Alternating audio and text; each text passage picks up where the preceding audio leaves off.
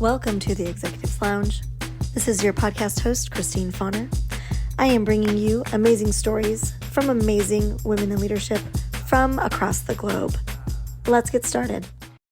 Alisa Divine is an author, coach, and speaker, and she's coming to us today from Frankenmuth, Michigan. I don't even know if I said that right. We'll figure it out. Alisa coaches women to write their stories, build platforms as leaders, and create impact through books. She's the CEO of Personal Power Press, the author of an award-winning and best-selling books. In addition, Alisa founded the More Than Beautiful Project, which really spoke to me when I spoke to her the first time.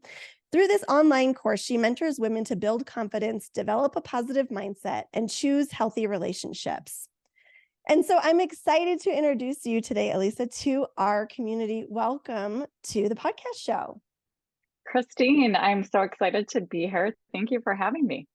You know, I talk a lot about how important storytelling is and how important it is to be able to step into your leadership impact and influence through the power of storytelling. I would love for you to tell us how you got on this journey and how these endeavors became your life purpose. Well, it's interesting because I really never expected my life to be where it is. 7 or 8 years ago, I was sitting on my couch in my living room in super frustration mode. I had just experienced another episode with my ex-husband about my kids, and we had been divorced for a few years at this point. And there was a long history of 18 years of domestic violence in the relationship.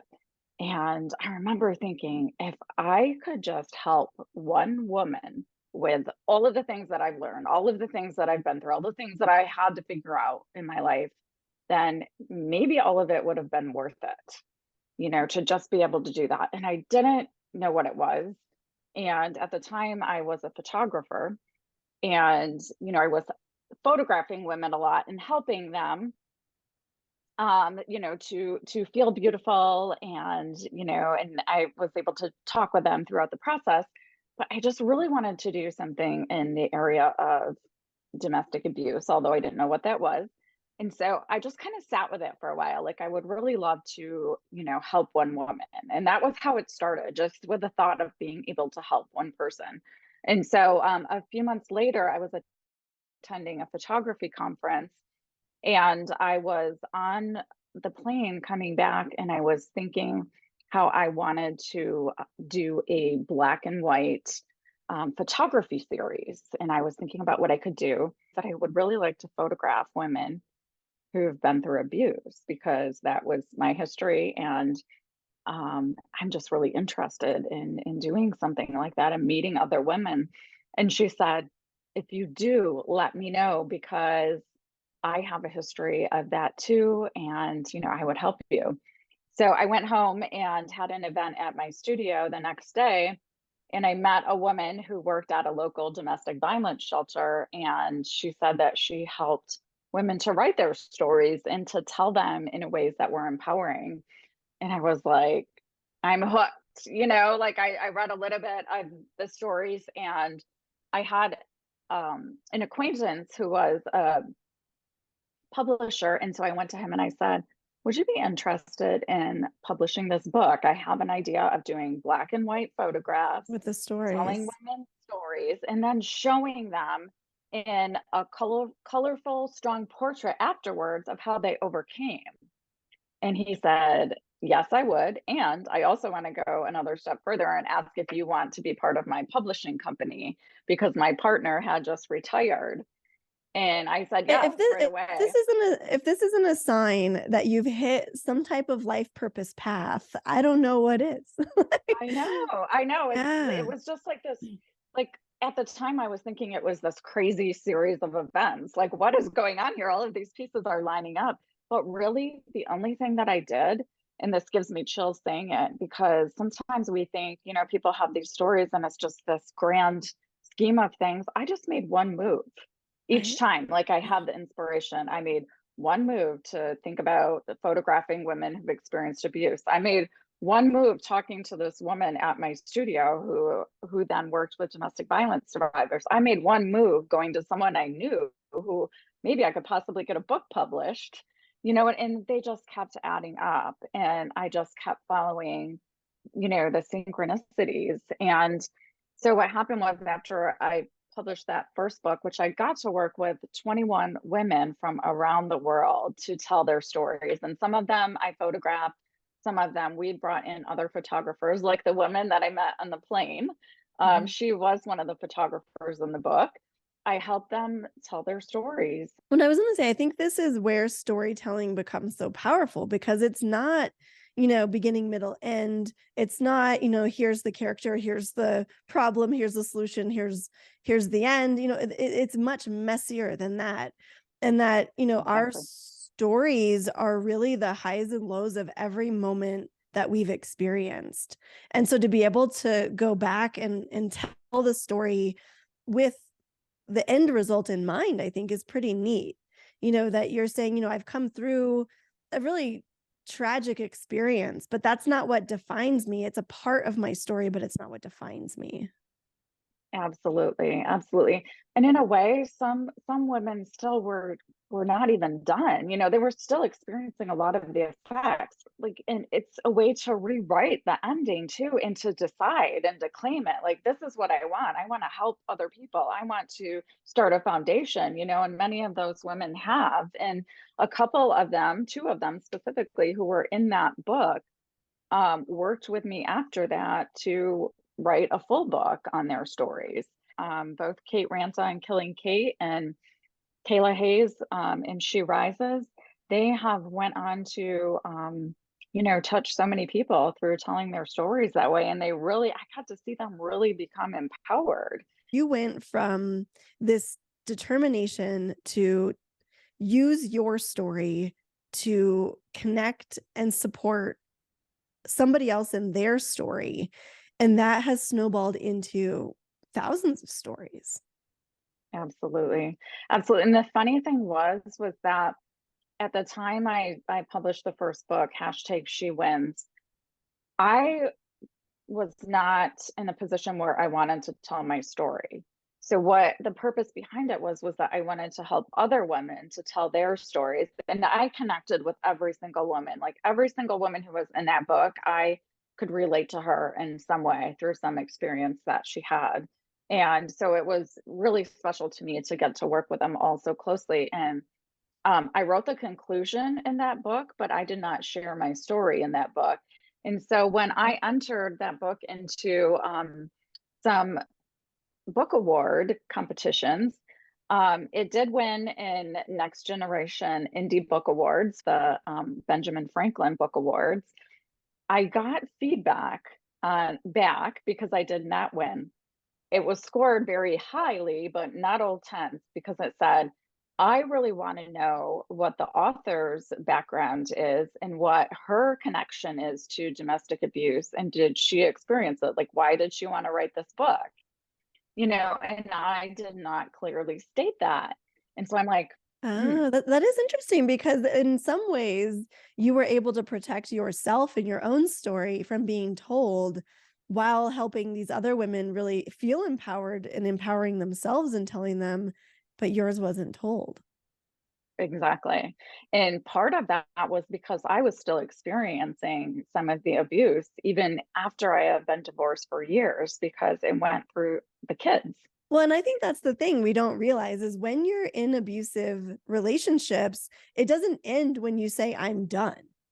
Yes. In fact, that's the most dangerous time, because then they lose control if the woman is leaving. I read that review and I was like, at first, I was like a little bit mad, because I'm like, this kicked me out of the winner's circle. And then I went a little bit deeper and I'm like, but wait, like, There's some she's truth in right. that. Yeah. Yeah, absolutely. And so what I did was with that was I took it on as a challenge. Like, I have more to do here.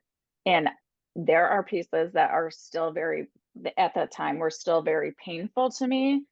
And it's time that I start writing my story, and I'm going to change the ending. And that was exactly what I did. And I will tell you, in the next the She Wins Too. That's where my story is in its full form. I was the last one out of all the women that participated to submit my story to the editor because it took me that long to get everything out and to tell it in the way that I wanted to tell it. And I'm proud of myself for the way that I did it and the amount of time I took to do it because I felt like it was very articulate. I know what I need to do now, and that was to heal the relationship with my son because that was the piece that continued beyond the divorce papers. And it was painful for me, and it was time for me to heal it and to take responsibility, even though it wasn't my fault and it wasn't my son's fault for the break in our relationship. But I was ready to take responsibility and to do what I could do to heal things between us. I've talked to artists in their work, and for artists, when you build something or you paint something and then you share it with the world, it's very vulnerable because the story behind it is usually deeper than the description or what you experience as a viewer of that art. And I think the same about storytelling is that, it's such a vulnerable endeavor because you're not just like it's almost more vulnerable than just letting somebody look at a picture or look at a sculpture and say, oh, I think it's about this. You're telling people what it's about. It's a really vulnerable place. It is, but I can tell you from experience, it is the best place to be because there's so much authenticity and it's magnetic. Yeah. And it's deep and it's emotional. That's what people want. They want that connection. They want to feel, they want to go deep. They don't always know how to do it, but when you see someone who does and who is being vulnerable, it's like a magnet. Absolutely. You touched on something that I want to explore a little bit, which is the types of stories we tell and the medium we use to tell them matters in the perceptions and the resonance of those stories. In writing, I feel like it's a lot more deliberate. But you have some time to go back, edit, change your mind, walk through the emotions or the experience, and then be able to write it again. But in the world of social media, where we have TikToks and we have short videos and we have 4-minute songs, and both are important, but I'm just curious, the difference between a short storytelling to the public versus something really deliberate like publishing a book. I think that it's really important to do the healing work before you put yourself out there in big ways. And I will say that when I published my first book, #SheWins, I got a lot of attention and a lot of people reaching out to me like immediately as soon because there really was not a lot about domestic abuse in the public, and I was not ready for it. I actually wanted to go into hiding a little bit, and I didn't want to go onto Facebook. I didn't want to open up Instagram. I didn't want to do those things because I really wasn't ready to talk about it myself. Like in the And moment. so, Yeah. yes. Yeah. And so, like over the years, and that was, let me think, that was 2018 or 19 when I published that book. So, say 4 or 5 years, the amount of healing that I've done since then has been so great. I wasn't ready at that time to be in the public, to be on social media with that subject, with something that was so personal and so deep to me. But I've done the work now, and I actually am working with a social media manager because I'm ready to be out there. You don't want to relive your trauma over and over again every time you tell your story. You want to be able to utilize your healing spaces to be able to tell the story safely. Right. And you can pick too what pieces you want to share and what pieces you don't. There are some things that are about my son that I will not share in the public, and so you get to choose that. You don't have to share everything. But when you do, and you have done healing and you have done work around, the hard pieces in your life, it does not feel as traumatic as it once did. The process of getting to a published book to me feels overwhelming. I probably have like 3 or 4 books in me, Mhm. and they've all been sitting here and I have notes everywhere. What would you tell somebody like me who's overwhelmed by the idea that I could publish a book? My recommendation would be to work with someone like me, who is a book coach, to help you to alleviate all of those fears and to kind of squash those down and to remember, like, you're starting with wanting to help one person from your story. Every time I work with someone to write their story or their book, 95% of the time, we talk about their experiences. And it's almost like therapy, because somehow the book ends up getting written. And, that's just kind of like actually a side piece. It's just the process of, going through those experiences, and I always tell every person that I work with, when you are done and the book is published, you're going to become a completely different person than you were when we first started. Yeah. And I mean, to me, that sounds like transformational learning, right? And that's in my master's work.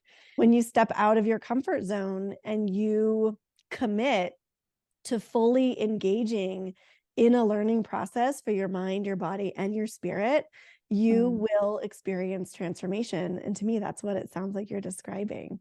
Yeah. Yeah. That gives me chills, actually. That's very accurate.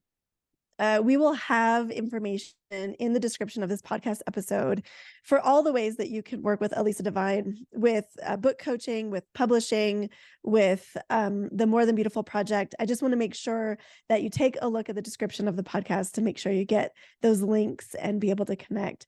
Thanks so much for being on the show today. Thank you. It's been a pleasure. I love talking with you.